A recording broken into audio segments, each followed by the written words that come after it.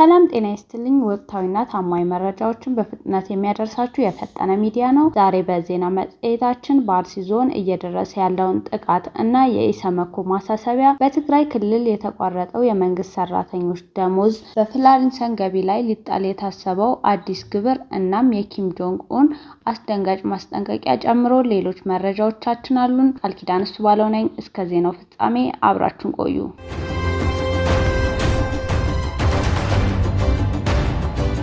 በትግራይ ክልል የመንግስት ሰራተኞች ደሞዝ ተቋረጠ። የክልሉ ጊዜያዊ አስተዳደር ደሞዝ መክፈል ማቆሙን በይፋ አስታውቋል። የካቲት 24 ቀን 2018 ዓ.ም የትግራይ ክልል ጊዜያዊ አስተዳደር ለመንግስት መስሪያ ቤቶች ባሰራጨው ይፋዊ ደብዳቤ ከያዝነው የካቲት ወር ጀምሮ ለሰራተኞች የሚከፈል ደሞዝ እንደሌለ አስታውቋል። አስተዳደሩ ለዚህ ውሳኔ እንደ ዋና ምክንያት የጠቀሰው የፌዴራል መንግስት የሚጠብቀው በጀት አለመለቀቁን ነው። ባለፈው የጥር ወር የ2018 ደሞዝ በከፊል ብቻ ተከፍሎ የነበረ ሲሆን አሁን ግን በየካቲት ወር ክፍያው ሙሉ በሙሉ መቆሙ ተረጋግጧል። ጊዜያዊ አስተዳደሩ በደብዳቤ ላይ እንዳመለከተው ደሞዝ መቼ መከፈል እንደሚጀምር ለወደፊት በሌላ ደብዳቤ እንደሚያሳውቅ ገልጿል። ይህም በክልሉ የሚገኙ በሺዎች የሚቆጠሩ የመንግስት ሰራተኞችን እና ቤተሰቦቻቸውን ለከፍተኛ የኑሮ ጫና እንደሚዳርግ ይገመታል። ይህ የበጀት ቀውስ በትግራይ ክልል ያለውን ማህበራዊና ኢኮኖሚያዊ እንቅስቃሴ ይበልጥ እንዳያወሳስበው ተሰግቷል። የፌዴራል መንግስት በበኩሉ ስለ በጀት መዘግየት እስካሁን የሰጠው ምንም ምላሽ የለም። ጉዳዩን በቅርበት እየተከታተልን ወደ እናንተ የምናደርስ ይሆናል።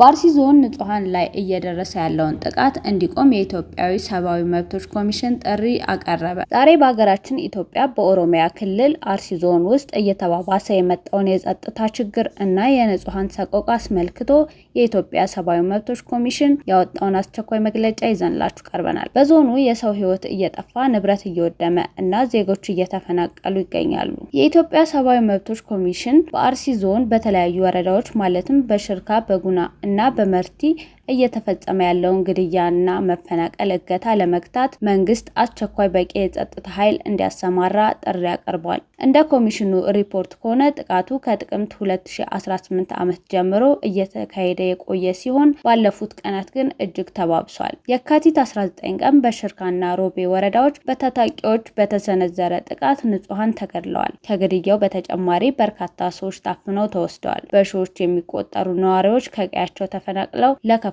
ስደት ተዳርገዋል። ይህ በአርሲ ዞን እየደረሰ ያለው ጥቃት የኢትዮጵያ ኦርቶዶክስ ተዋሕዶ ቤተክርስቲያን እና የኢትዮጵያ እስልምና ጉዳዮች ጠቅላይ ምክር ቤት በጋራ አውግዘውታል። ተቋማቱ መንግስት የዜጎችን ደህንነት የማስከበር ኃላፊነቱን እንዲወጣ ጠይቀዋል። የኢሰመኮ ዋና ኮሚሽነር ብርሃኑ አዴሎ መንግስት ህገ መንግስታዊ ግዴታውን እንዲወጣና ለተፈናቀሉ ዜጎች አስቸኳይ የሰብአዊ ድጋፍ እንዲያቀርብ አሳስበዋል። እስካሁን ድረስ ከፌዴራልም ሆነ ከክልሉ መንግስት የተሰጠ ይፋዊ ምላሽ ባይኖርም ኮሚሽኑ ገለልተኛ ምርመራ እንዲያደርግ እና ተጠያቂዎች ለህግ እንዲቀርቡ ግፊት እያደረገ ይገኛል።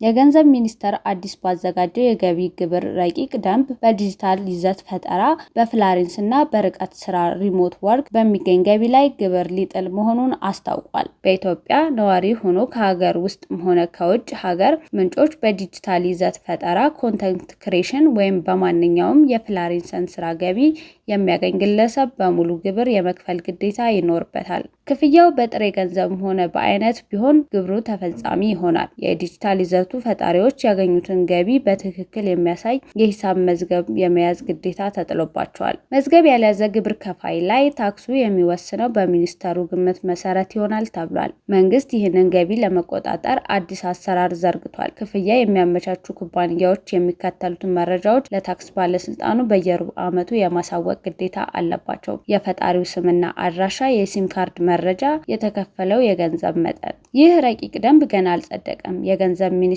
ማንኛውም ሰው እስከ መጋቢት 1 2018 ድረስ አስተያየቱን በአካል 6 ኪሎ በሚገኘው መስሪያ ቤት ወይም በኢሜይል እንዲልክ ጥሪ አቀርቧል።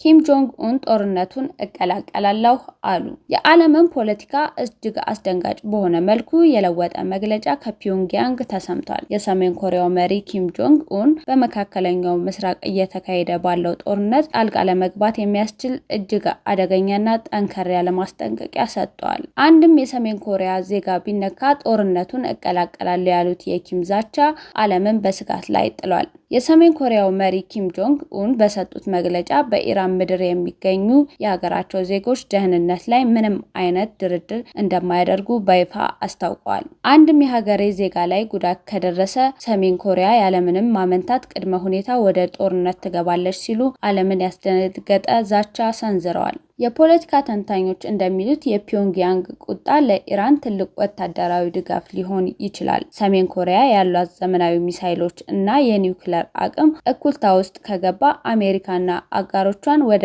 ከፋ ወታደራዊ አጣብቂኝ ውስጥ እንደሚከታቸው ይገመታል። ይህ ንግግር በቀጠናው ያለውን ውጥረት ወደ ሶስተኛው የዓለም ጦርነት ሊቀይረው ይችላል የሚል ከፍተኛ ስጋት ፈጥሯል። የኪም ጆንግ ኡን መንግስት ከዚህ ቀደም ከምዕራባውያን ጋር ያለው ፍጥጫ ይታወቃል። አሁን ደግሞ በቀጥታ ወደ መካከለኛው ምስራቅ ቀውስ ውስጥ እጃቸውን ማዝለቃቸው ነገሮችን ይበልጥ ውስብስብ አድርጎታል።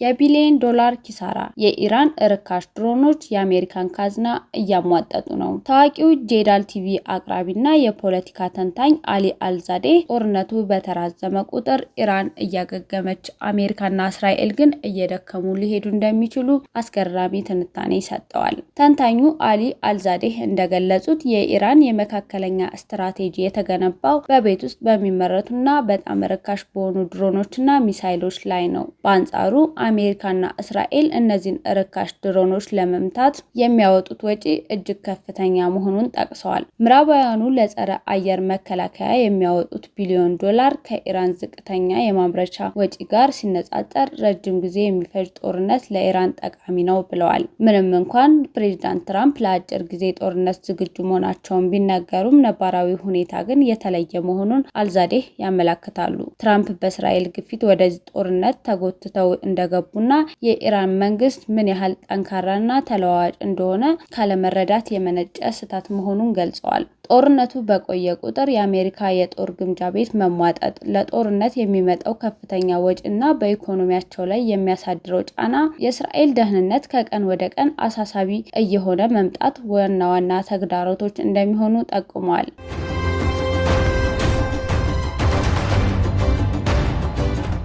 ኢራን ከዓለም ዋንጫው ልትሰረዝ ነው።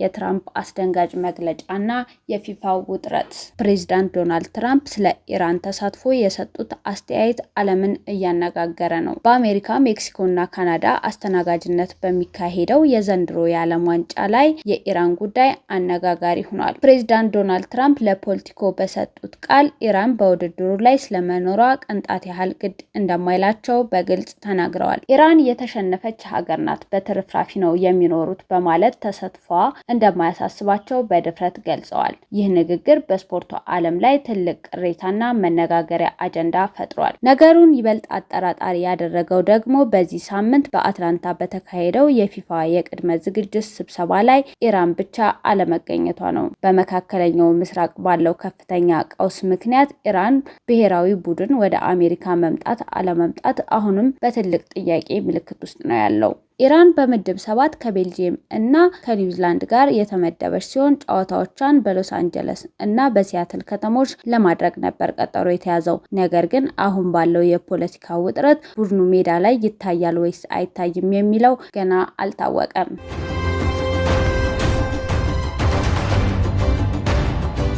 የተከበራችሁ የፈጠነ ሚዲያ ተከታታዮች ዛሬ ያቀረብናቸው መረጃዎች እነዚህን ይመስሉ ነበር። ቻናላችንን ሰብስክራይብ በማድረግ ሁልጊዜ ፈጣን መረጃን ያገኙ።